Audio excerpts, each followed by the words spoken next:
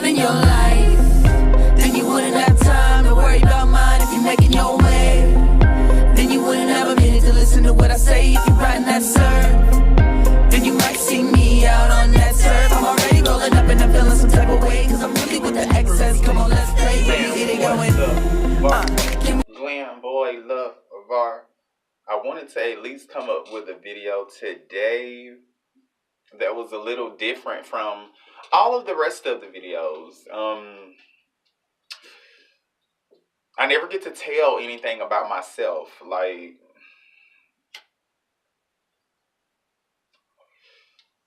who I am, where I'm from, how's life, you know. I never ever get to tell anything about myself. So in this video, I thought I would just show, or excuse me, show. What am I talking about? I thought I would just tell some stuff about myself and just kind of keep things going and figure things out from there with you. Hello, if you're new to my channel, my name is Glam Boy LeVar, bringing you all of the great beauty hacks, beauty looks, beauty tips, coming to you with a real sense of fucking style and a great spirit all around. You know, everybody have their negative ways, everybody have their positive ways. So a bitch just gonna bring you the real way. Because again, there's two sides to every story, you know. But when it comes down to it, I wanted to come and talk about myself and kind of let this be an introduction video. Like, I never got a chance to really just talk, I guess, and just, you know, just take off all the hair and all the makeup and shit and just, you know, pull everything back. Like, I don't even have my brows done or anything. I let my goatee grow out. I don't have on any nails and shit. So I was like, you know what, why not let this be a great opportunity to just say some stuff about myself. And I'll just start from the basics, like where I was born. So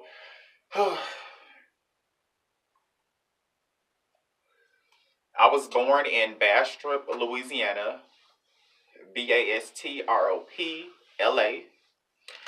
And I was born in Monroe, of course. E.A. Conway. Shout outs to my E.A. Conway babies. I really can't remember too much about my childhood because my mom, she moved us away when I was like 2 years old. So in my mind, I thought I was always born in Georgia. You know, I thought that's where I was born, that's where I belong. So hey, I'm a Georgia, you know, peach to say. But it just came back years later when I was about 6 or 7. Well, let me just say this. Throughout the years when I was a young child, I always remember through elementary school and all these holidays, my mom would be like, hey, you got to sign this card so you can send it off. You always got to sign this stuff. So all throughout the years, I was always signing stuff and mailing stuff, but I never knew why. And it just came up to pass that it was because of my father's side of the family. You know, we were born in Louisiana. However, we migrated to Atlanta, Gwinnett County. And from us migrating to Gwinnett County, I went to school there. I went to Simonton Elementary School. I went to another school called Harbins. I went to another school called Richards Middle School. And then there I went to Central Gwinnett High School. So I have had my run-ins in schools there. However, I have traveled a lot and I've went through a lot.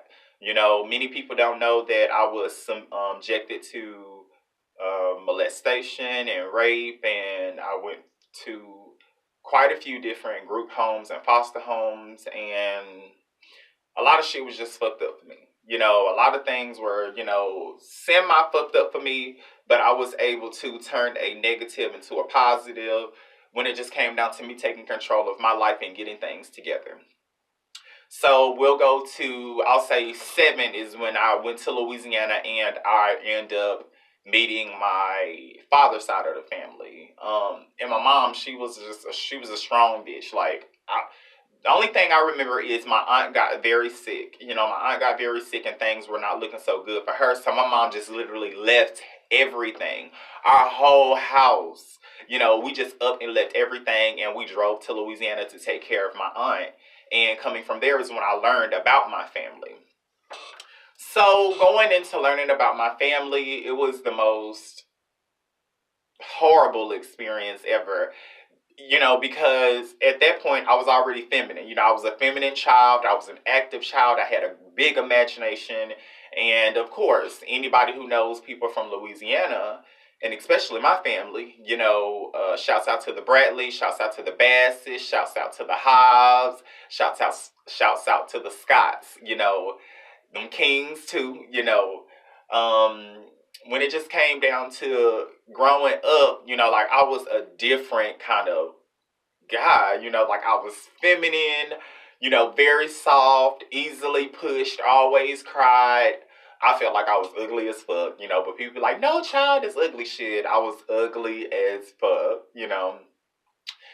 But I grew up, they taught me how to fight there, in Louisiana. They really taught me everything I know, kind of like when it comes down to just the outer exterior of the roughness. Like I have a very big rough side. I like wrestling, I like playing, don't mind fighting. It's when it like I'm an aggressive nigga, very aggressive. But when it just comes down to me and my femness, I do not disregard me being femme. So, okay, leading on up from there, being raised, I had, my identity and my own identity, and things were hard for me growing up. I can just think about school, and I can think about when I lived with my family. I can think about getting caught in the store for stealing at a young age. I can think about being poor in Louisiana. I can think about, just having to take care of myself. It was elementary school when I had a passion for hair and makeup. However, I was abused because I couldn't do that shit. Like my daddy wasn't having that shit, and my mom wasn't either. Like my mom wasn't having that shit either. Like boys gonna be boys, and it's gonna be what it's gonna be. So I had a really tough time growing up, being feminine, stepping into a industry that I have no support in my family in. And mind you, I'm going back to elementary school, telling just how I began to go into hair. So I was always getting my ass beat down because of such. Always getting my ass beat down because of such. Because I could not stay out of none of my cousins and my aunts and them hair. I always had to do hair no matter where I went. You know. Man, when I motherfucking tell you, times just passed and my dad just got tired of beating my ass. Like, it just was indefinite that I was gonna be a hairdresser. And then it led to, because like on and off as a child, I'm gonna shoot you back to the first time. Like I was in elementary school, Simonton Elementary, and my mom and her husband at that time got into a big fight. And the fight that they got into, they ended up just leaving me in the house. The police were called, the police came by, they seen this child laying on the floor, and they took me. Mind you, they stayed there until my mom came to, figure out where I was, and she came to the police station. They then locked her up. In my opinion, I think that was the start of when things started to get a little bit rough for me and my mother, because then to me, things just fucked up. And then behind that, I was getting molested, going through molestation, feminine as hell because of such, and then battling and keeping these secrets. And then on top of it, I was being abused by my mother. So when I got taken away, it was like God showed me a breath of fresh air. God showed me a different side of life. He showed me how I could be in a family with people, different, colors, different thoughts, and how they could respect you and how they could treat you and how life was supposed to be in a sense, and how love was supposed to be and family was supposed to be. So when it came down to building up my characteristics, I learned everything that I could ever have learned throughout group homes and foster homes. The Gwinnett Children's Shelter, New Horizons Children's Home. Let's go back to a couple of different facilities where I was living at their homes. I was living at their homes and going through shit. The last group home that I attended was United Methodist, and that was in Decatur. And I'm gonna shout out Dennis D. Dorsey. He was another great friend of mine that I really fucked with a lot there. And my first girlfriend, my first real relationship that I got in with the girl was there. Her name was, I'm just gonna say, Jamisha. And everything that I went through, I was able to know a different side of life living in Atlanta and living in Louisiana. So I was right within the middle, and outside of being in the middle, I was alone. You know, everything that my family sees from myself, I became this person. I pushed myself. I could have been fucking pussy if I chose to, but who wants to be a secret? Who wants to know that God says that your sins, the things that you think about, are as well as sin? So who wanted to be laid with a woman thinking about men or doing the most? And then I'm in the hair industry. Like, come on now. Like, I need to make a choice. I need to pick a side. And from there, shit, I chose to go ahead and live within my truth and be gay. I came out when I was 20, 19, 20, And from there, I've only had, four boyfriends, four real relationships. And now I'm 30, So all of those years, four relationships, this is my fifth, that I'm in now, as you see. And things are different. However, I was molested when I was in a group home. I was fucking around with a director when I was in a independent living program. And then I was the only child, or a teenager rather, that he was messing around with, and they shut the whole motherfucking place down. You know what I'm saying? Like, they took statements. It was like horrible. So some people in defects have a great, experience, and then some people outside of defects don't have a great experience. So I had in between a little bit of both. I had a little bit of both, because even throughout those times that I was in defects, I still was taken away from my family, but I still knew them, and they weren't able to get me. My family in Louisiana, I love my grandmother. My grandmother Jean, on my father's side of the family, Miss Annie Jean Bass. She tried everything she could to get me. It was just a long distance thing, and my grandmother and grandfather don't travel, so I was like, forget it.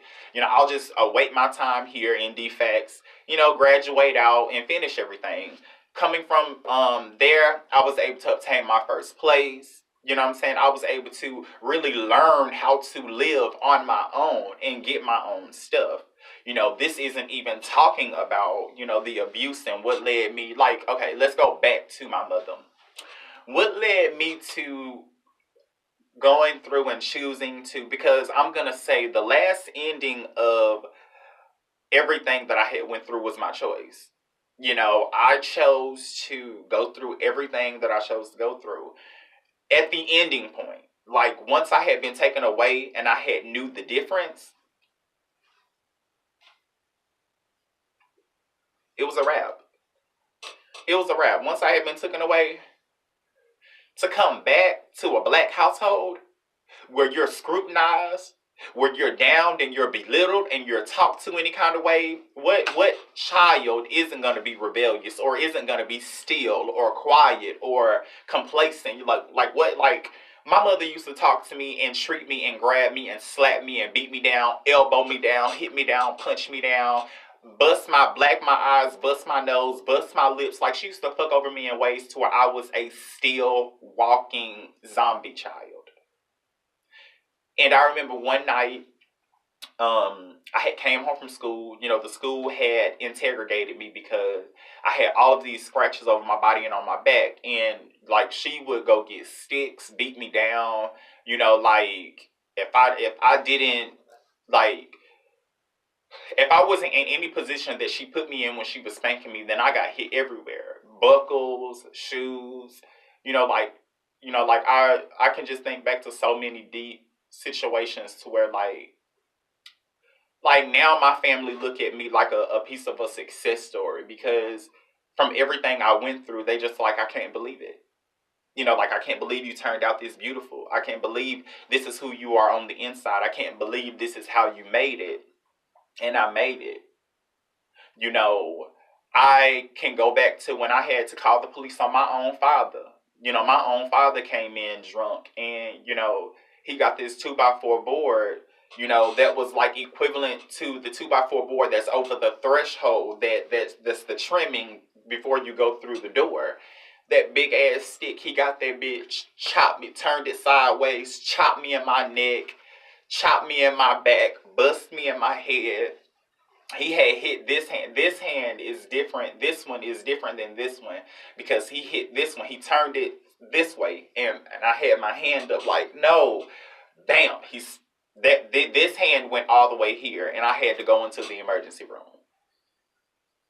Like, ain't that some fuck shit? Mind you, I was in middle school. So going through elementary, I was abused by my mother, and then my mother was like, "I'm gonna throw you to your father because you just basically gay as fuck, and it is what it is." And then my father like, "Well, I'm just gonna beat the fuck out you, and then make sure you don't do hair, and then make sure you don't have a life, and then make sure you know what a man is supposed to be." And I ran, like I had to beg him to let me go and beg him to just stop, and he let me go. I ran from one side, I ran from across the ditch all the way to Dawson Park. And Dawson Park is another place in Bastrop, Louisiana that we know well. From running there, I ran to my Uncle Levi. And my Uncle Levi was with the lady named Veronica at the time. And my grandmother, Flizetta Hobbs, had just passed away. And he was out in the club, and it was like 1 or 2. So the family was waiting on him to come in to figure out what it was we needed to do. And once he came in and he seen my body, like, I was fucked. I had a knot on top of my head that was like the size of a Courage the Cowardly Dog incident in Cartoon Network. My nose was busted. My face was fucked up. My hand was fucked up and swollen at this point. Fucked up. My back was bruised. Like, when he hit my spinal cord with that fucking board, like, my whole body just tensed up, and I just literally was just... And as he was consistently hitting me with this board all over my body, it was like God was like, get up, get up, get up. And that's how I was able to make my escape and, and run. Made it over there to my mother's side of the family. My mother's brother called the fucking police. Called the fucking police. They had to take pictures, take them to the emergency room, run a case, do reports, do all of this shit. And in the end of that, I didn't see my family in Louisiana again until like 7, 8 years. By then, I was out of the group home system. I was living on my own. I had my first boyfriend. So much time had been taken away from everything that I had went through. And I've just sped this story along so much. I just think back to so many intimate times to where, child, I was gonna roll up a blunt with y'all, but I had already been smoking on one.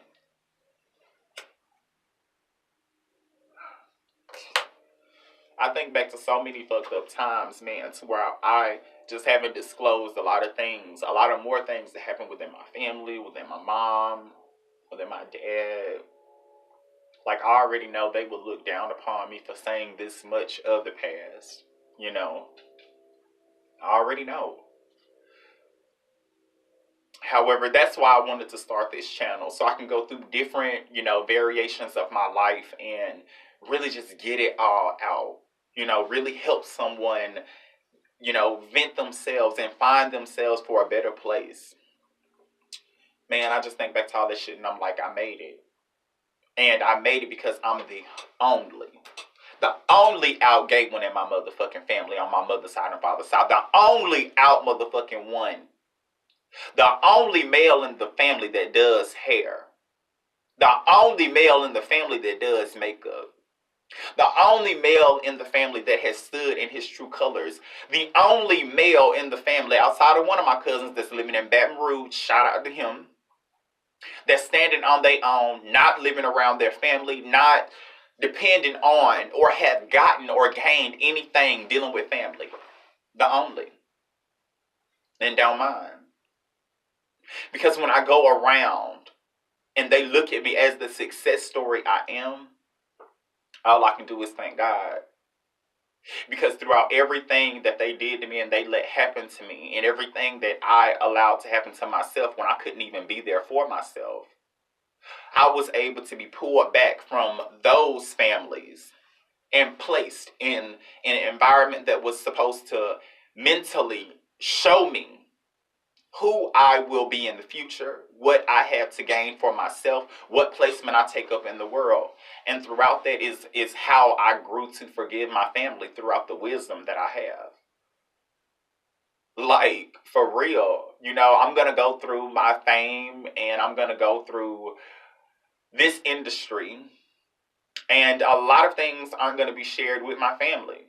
A lot of things, a lot of places that my husband and myself visit, and a lot of things you see, a lot of different shows that you're going to see me on, it's going to be myself. It's going to be times where I let the world see my family and they know why and what's what, because I am going to start taking a bunch of more trips to really clear my mind and my soul, you know. But a lot of things is going to be Charlie, Glam Boy LeVar, if you would. And that's the biggest things that I can talk about. So growing up the way I was, being abused, how I met my father in Louisiana at a pool hall. What made me basically become femme. Like, I always have been a feminine child. And I remember also being in a household with my aunt. Because me growing up being molested, I was in school messing around with kids, getting caught, fucking around, doing the most. I was molested in school as well, which that's another thing that allowed me to grow up and kind of see or think that rather that male on male sex was okay, until I really got deep off into church and I understood that it was a choice. It was a choice, and it is what it is. Everybody believes differently.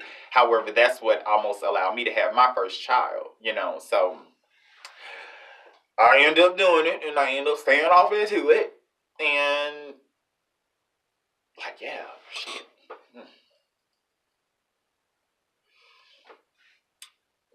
We can just go from there.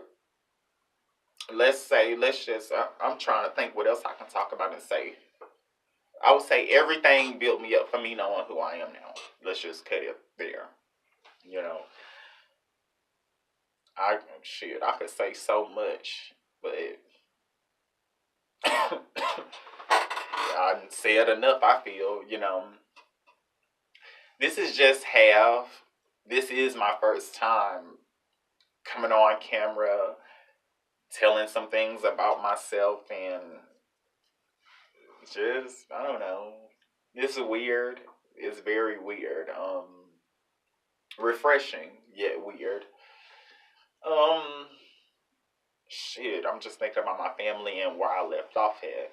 But then I'm trying to also say, okay, when I met my father, how things were.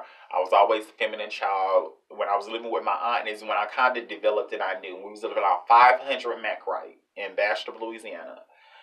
And I used to always watch the dancing shows and the dancing networks and things like that. And I would always see these cha-cha girls and the men's with their tuxedos, and they would just be jamming it up. Jamming it the fuck up.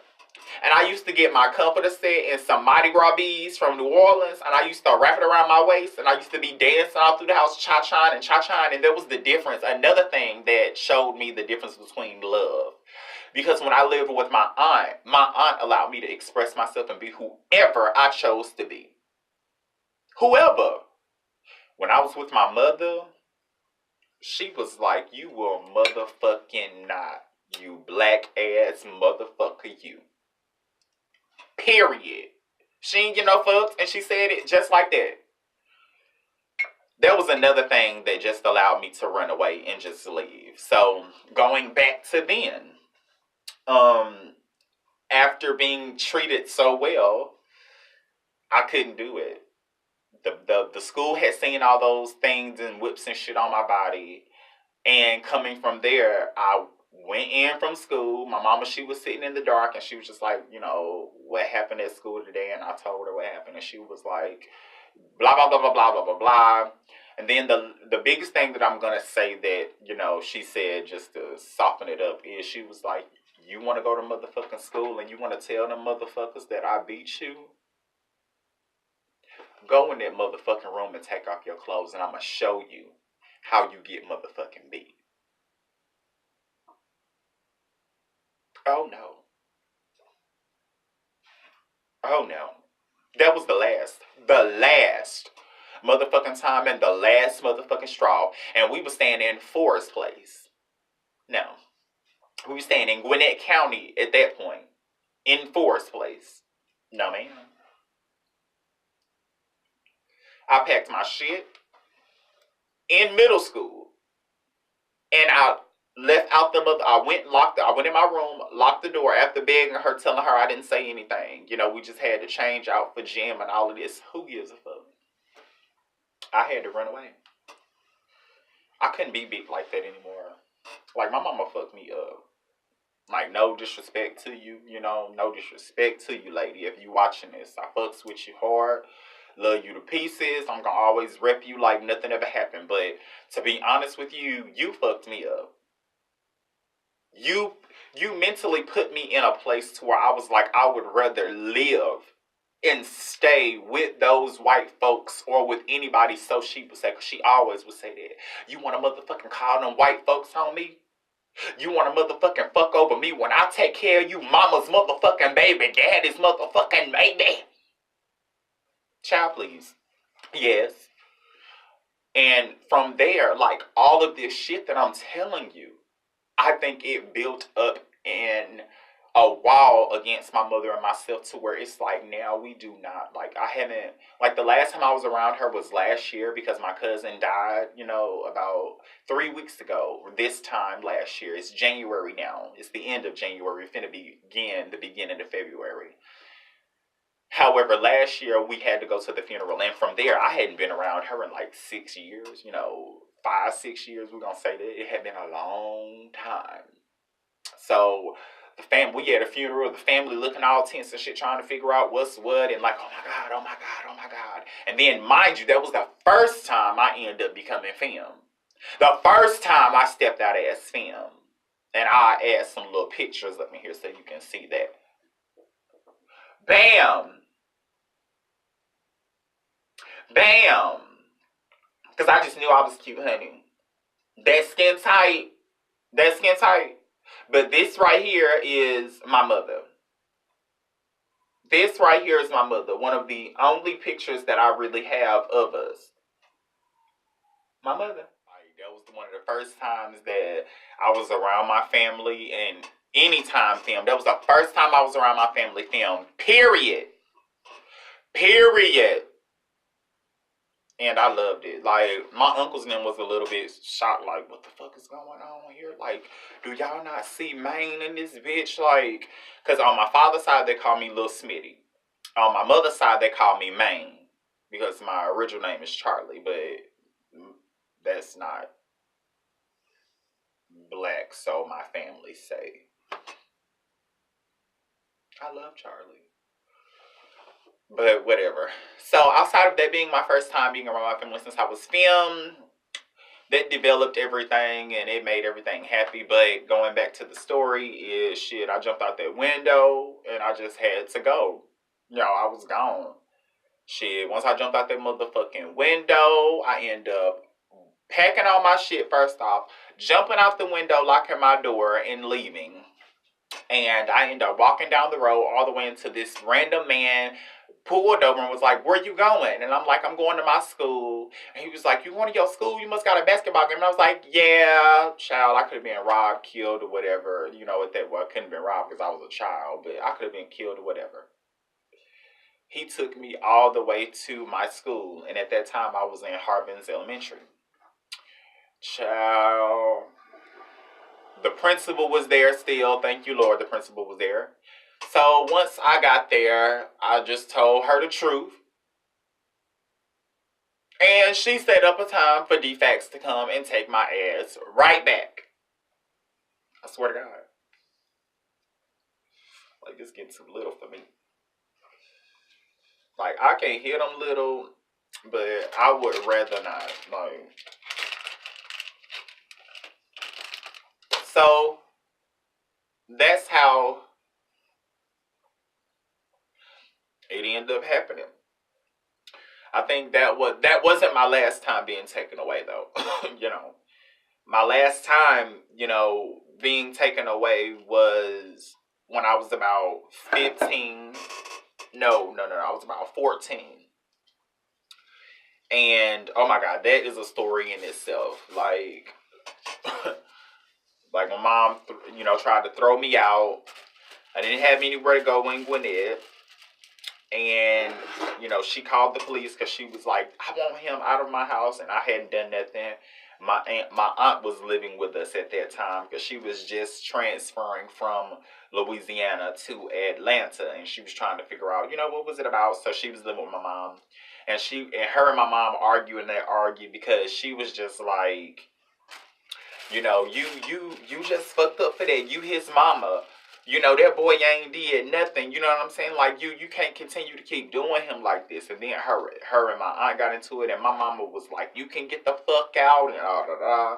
And she was just like, "You know what? The best thing I can do is just not, really get into it or say anything with you and your mother. The best thing I can do is just stay out of it." That's kind of like how she ran it, because it makes it in the past, it made things a lot more comfortable for my family because of the division. And let's face it, all of you as my family have accepted my mother before me. On my mother's side. Like, that's why I reps my father's side. Because my father's side, they may say whatever they got to say about my father's side or whatever, who gives a fuck. But when it comes down to my motherfucking father's side of the family, baby, they gon' rep your boy. They gon' rep and they gon' love me and they gon' be 100 with motherfucking me. And they, it's crazy because it's like financially my mother's side got it. And, financially my father's side don't got it. But when it just comes down to the level of thinking and the level of respect and the level of ways, it's like, fuck the money. I want to be treated good. I want to be loved and accepted. And that's why I give all the respect down to them Bradleys, to them Basses, to them Scotts, to them Kings, to them Hobbs, to them Suttons. That's why I give them their respect, but I still give more of the glory to my father's side of the family because they gonna be there for your boy hands motherfucking down. And I love it. And I love it. Like, that's just keeping it real. So, alright.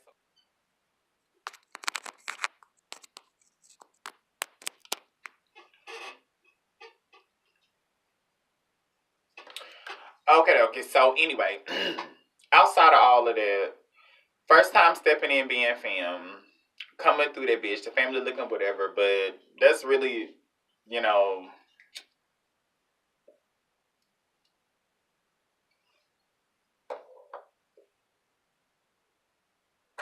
I think that's really all that I really want to talk about or really want to say because I think I want to leave a little bit more for the rest, but I'm going to say a little bit more.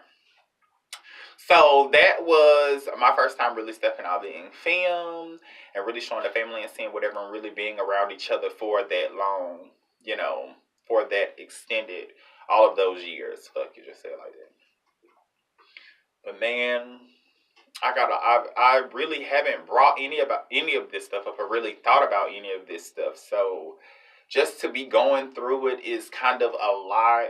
But just leave comments in the, comment section to where, different things that you would like me to touch bases on, and I will. Hopefully, I can see within the videos like what I left out or what I didn't add. But I told a little bit of a lot of the stuff, but I can just leave it there. Like, okay, we're here to where I ran away, and I have now got into the system. But at that point, we were going into, that wasn't my first time, that wasn't my last time being taken away. My last time being taken away, Lord, I was at Central Gwinnett High School, and they came and picked me the fuck up.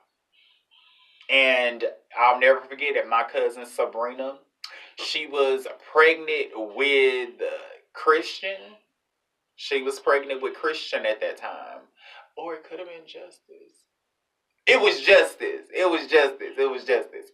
She was pregnant with Justice at that time because it was around February. I'll never forget it. Okay, it was in February. It was Justice. So, coming from there,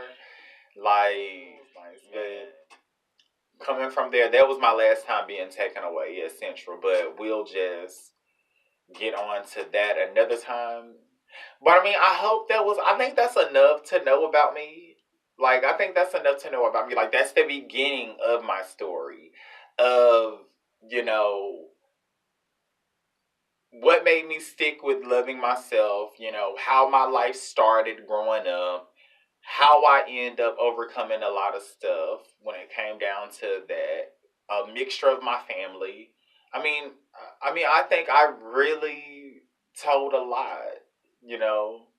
I hope the video makes sense for one. But outside of that, like, shit, the video should make sense. I talked about so much shit.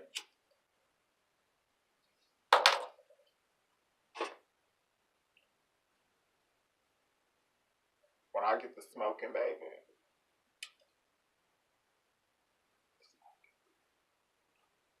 All right. Anyway, I gotta go do hair.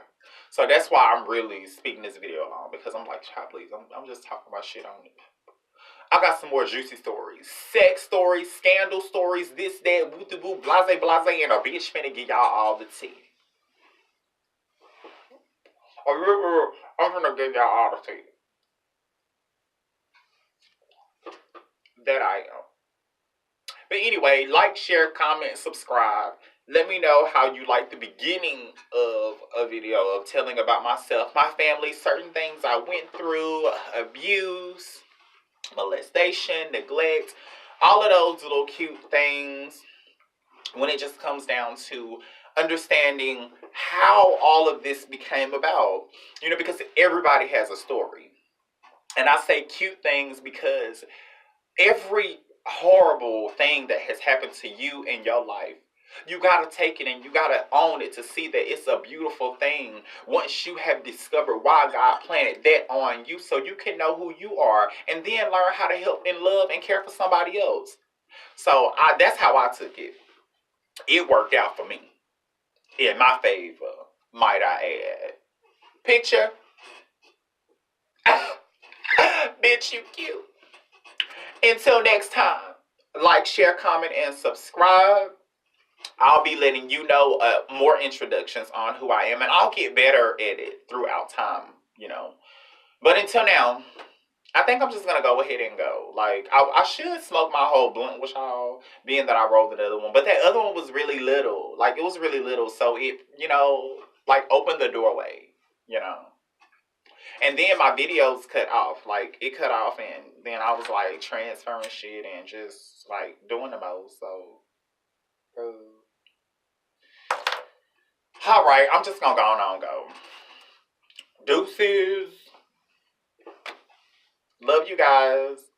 Talk to you soon. I was supposed to be left, but for some reason I don't want to go. Like, I don't want to go. Like, I wanna talk some more. That's how I be with my best friend on the phone too. I be like, no, just 5 more minutes. Just talk to me 5 more minutes, Betsy. All right, whatever. Bye. Love you guys. Like, share, comment, and subscribe. I'll be here with you on the next video. I'll be doing a Q&A. So inbox me or send me messages via social media. Again, Glamboy LeVar on Facebook, Glamboy LeVar on what? IG. And we'll just go from there on the next video.